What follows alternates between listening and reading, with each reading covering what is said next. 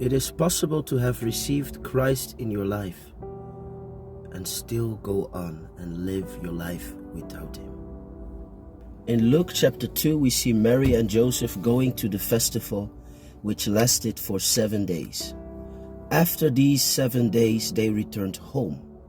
They came to Jerusalem with Jesus, but they returned home without Jesus.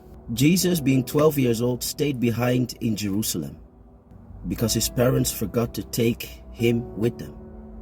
And you could ask yourself, how could they? How could they forget the Son of God? What kind of parents are they to leave Jesus behind?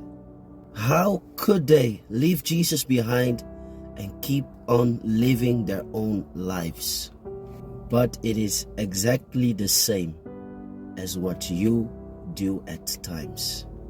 Because see, when you started believing, Jesus came into your heart. So you received Jesus. You had possession of His presence.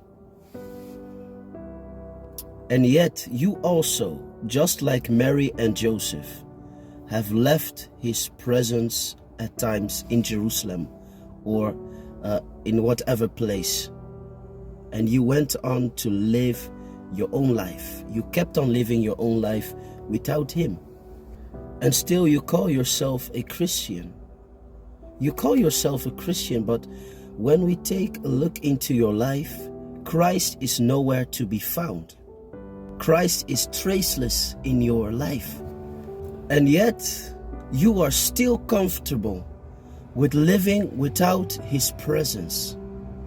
Don't ever become comfortable with living without God's presence. Go back to the place where you left His presence.